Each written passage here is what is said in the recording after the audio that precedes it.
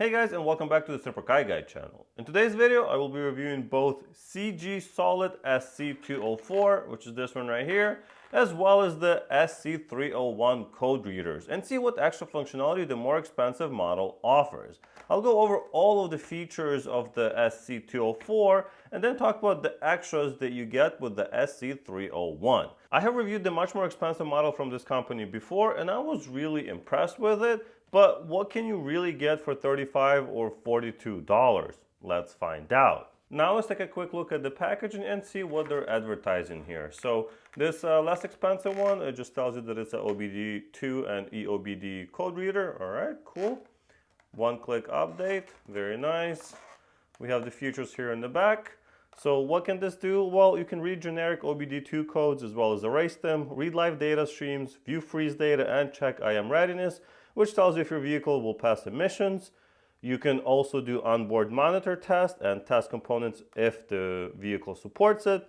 The SC301, this one right here, also adds O2 sensor monitor test and ability to print the data via computer.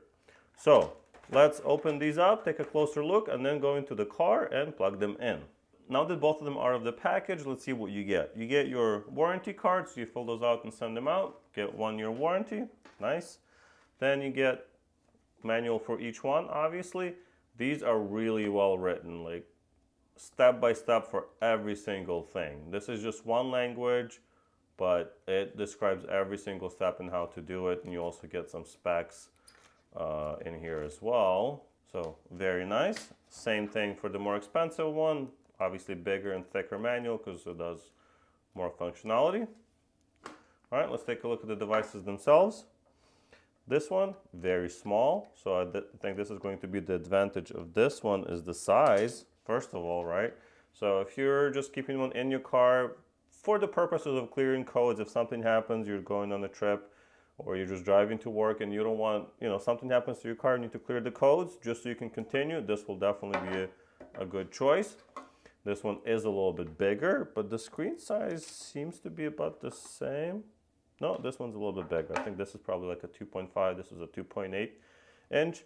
A few other advantages of this one is that you have the quick health monitor or whatever you want to call it. So you have a couple LEDs that show you whether the car is good or not. So this would be like, yeah, no codes, everything's good. This is like shadow codes and something in the background, but that's not going to prevent you from driving.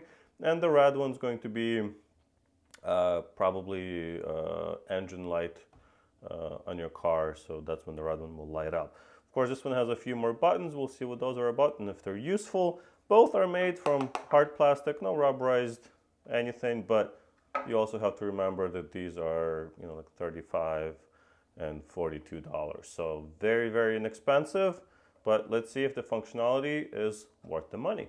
All right, so we're going to start with the SC204. I'll go over the functionality of this device and then see what the difference is with the 301. First things here at the main menu is that you have OBD2. This is your main functionality of this device. Then you also have Dtc Lookup. This is where you can actually look up your codes and see what they mean. Review, about, and setup. We'll talk about those in a second. Let's start with setup just to see what kind of items we have in here and we can change them on the device. Of course, you have your language, so you have a few different languages there. And you have your configure monitor, units of measure, beep, so I turn those off so it's not beeping every time, I press a button. Self-test, you can test the buttons and the LCD, and you can update it. So if you click on that, you can connect it to the computer and get it updated. About literally just tells you the serial number of the device, nothing to see there. And then we have review. Review is basically the information that we have already scanned before, so it memorizes the last scan of the device. So I've scanned this car already and you can see that information in here. Pretty cool that you can review this stuff and show it to your mechanic if need be. All right, Dtc Lookup.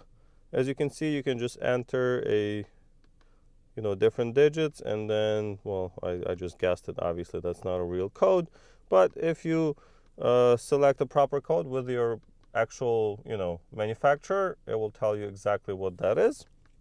And the main event of this device, OBD2. So this scanner can only scan general or generic OBD2 protocols or the PIDs. This will not be able to scan your individual modules. You know, like if you have a BMW, you want to scan a roof module, this will not be able to do it. But of course, it's, you know, not at the price range that it would even possibly consider having those kind of features. So the cool thing here though is that you can scan both the automatic transmission and the engine. We're going to go with the engine. Once we select that, we have our options in here. So we have read codes. So let's see if we have any codes in this car.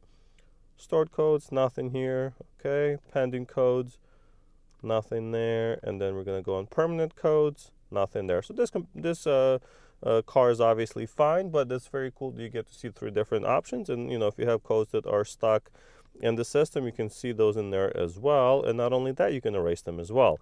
All right, next we have live data. So this is not available on every scanner. You know, if you go for the slightly less expensive, cheaper ones, you will probably not be able to read live data, but in this price range, this is pretty normal. It will scan every single PID on the engine module and present it to you here.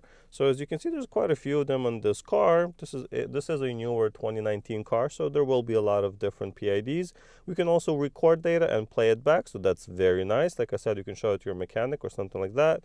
You can definitely click on view data, and we can see complete data or custom data set. So complete data will show all of the PIDs that are just scanned. Or for custom data, you can select 2 or 3. So if you're troubleshooting something like short-term fuel trims or anything like that, you can select only the ones that you need. But I'm just going to click on complete data set, and you can see the short-term fuel trims, long fuel trims.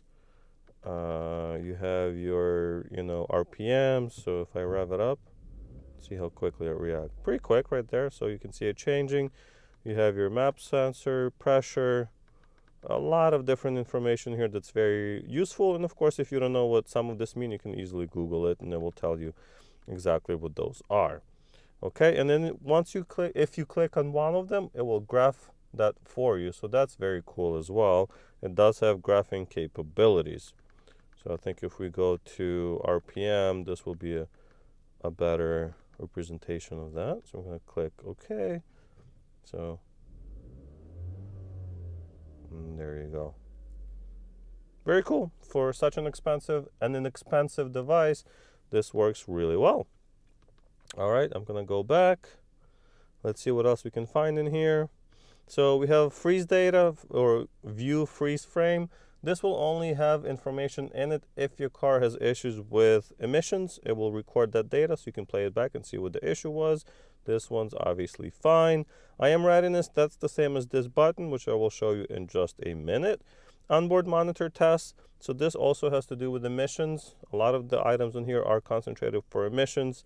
So what this will do is show us the components that can scan, that we can test per the manufacturer. So I'm in a Hyundai.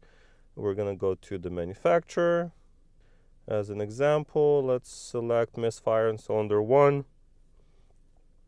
Okay, so we're going to click OK. And you can see there's 0 misfires. And you have the criteria here as well. So the minimum is 0, the maximum 65,000.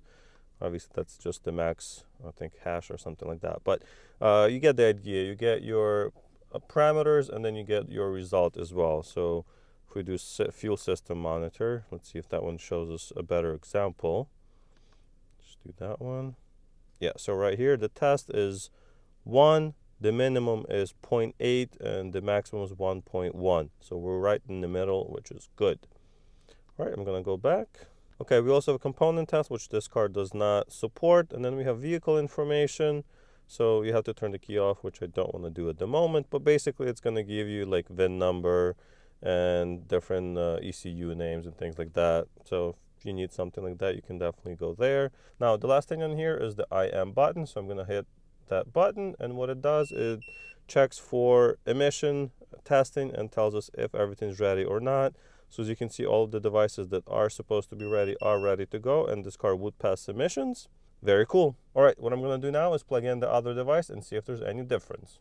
All right, so I just plugged it in. As you can see, this is a much bigger device, or at least feels bigger in your hand. A few more buttons here. So we have a power button, so you can turn it off or basically reset the device. That's helpful if you run into some issues. Then we also have a help button, so this will help you find some information or look up information quickly. Now we have the same functionality of OBD2 here. We have the DTC Lookup, review, and all of that stuff as well. Of course, this one's a little bit easier to use because you have a D-pad instead of just up and down. But first thing I'm going to do is go in and turn off the beeps. Much better. It's not beeping anymore. Now that we're in the setup, you can also change the language, configure monitors, units of measure, beeps, and test the tool itself. So same thing. That's the same thing. This is the extra feature on this device. So you have print data.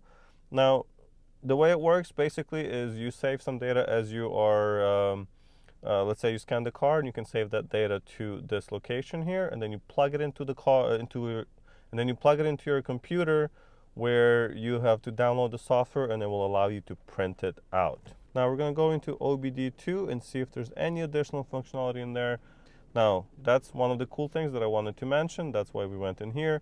You have your status LEDs basically. And green means everything has been scanned and there's no codes, no hidden codes, nothing in the background. It works well. If you have yellow, this is like minor codes that don't really matter, but also, you know, something to look into. And red, you would have a check engine light in your car because they are important or serious codes. But basically the same thing here. You have all of the same options that you can go in here, and you can do everything that you were able to do before.